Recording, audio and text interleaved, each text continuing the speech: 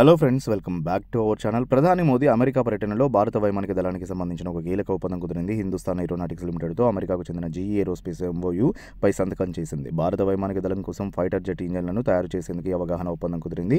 ఈ ఒప్పందం ద్వారా Tejas light combat aircraft MK2లో ఉపయోగించే జీఈ ఏరోస్పేస్ F414 ఇంజన్లను దేశీయంగా ఉత్పత్తి చేసే వీలు కుదిరింది. పూర్తి సమాచారం కోసం వీడియోను స్కిప్ చేయకుండా వరకు చూడండి. ప్రస్తుతం ఈ టెక్నాలజీ జనరల్ ఎలక్ట్రిక్ కంపెనీ వద్ద ఉంది. ఈ ఒప్పందం ద్వారా మన దేశానికి టెక్నాలజీ ట్రాన్స్ఫర్ జరగనుంది. తద్వారా ఇరు దేశాల సంస్థలు అయిన HAL, జీఈ ఏరోస్పేస్ కలిసి ఈ ఇంజన్ను తయారు చేసే వీలు కలుగుతుంది. జీఈ ఏరోస్పేస్ మాతృ సంస్థ జనరల్ ఎలక్ట్రిక్ అధికారిక ప్రెస్ నోట్ ప్రకారం ఈ ఒప్పందం భారతదేశంలో జీఈ ఏరోస్పేస్ F414 ఇంజన్ ఉమ్మడి ఉత్పత్తి చేసేందుకు వీలు కల్పిస్తుంది. దీనికి అవసరమైన ఎగుమతి అనుమతులను పొందేందుకు ప్రభుత్వంతో కలిసి పనిచేస్తున్నట్లు యుఎస్ కంపెనీ తెలిపింది. తేజస్ LCA MK2 ప్రోగ్రాంలో భాగంగా భారత వైమానిక దళం కోసం 99 ఇంజన్లను రూపొందించడానికి జీఈ ఏరోస్పేస్తో ఈ ఒప్పందం కుదుర్చుకుంది.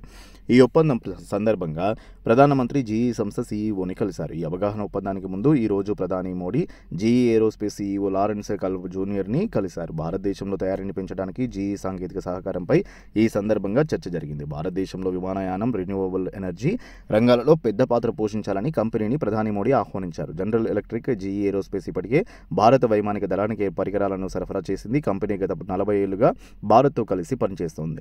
ఇప్పటి వరకు company avionics, engineering, manufacturing, local sourcing రంగంలో భారత్తో కలిసి పనిచేస్తుంది. కంపెనీ ఇప్పటి వరకు మొత్తం 75 F404 ఇంజన్లను డెలివరీ చేసింది. LCA MK1A కోసం 99 ఇంజిన్స్ ఆర్డర్లో ఉన్నాయి. ఇప్పుడు కంపెనీ భారతదేశంలో F414 ఫైటర్ జెట్ ఇంజన్ను తయారు చేయనుంది. ఇదిలా ఉంటే హిందుస్థాన్ ఏరోనాటిక్స్ లిమిటెడ్ షేర్ ధర గురువారం 1.45% తగ్గి 3763.70 వద్ద ముగిసింది. ప్రస్తుతం ఎంపిక చేసిన కొన్ని దేశాలు మాత్రమే F414 జెట్ ఇంజన్ టెక్నాలజీ కలిగి ఉన్నాయి. ఇందులో అమెరికా, రష్యా, బ్రిటన్, ఫ్రాన్స్ ఉన్నాయి. చాలా కాలంగా ఈ టెక్నాలజీని ఇతర దేశాలతో కలిసి పంచుకోవాలని భారత్ భావించినప్పటికీ చాలా దేశాలు ఈ విషయంపై నిరాకరిస్తున్నాయి.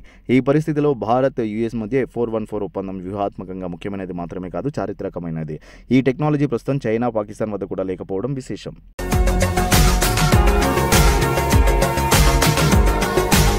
మరిన్ని అప్డేట్స్ కోసం మా ఛానల్ని సబ్స్క్రైబ్ చేయండి.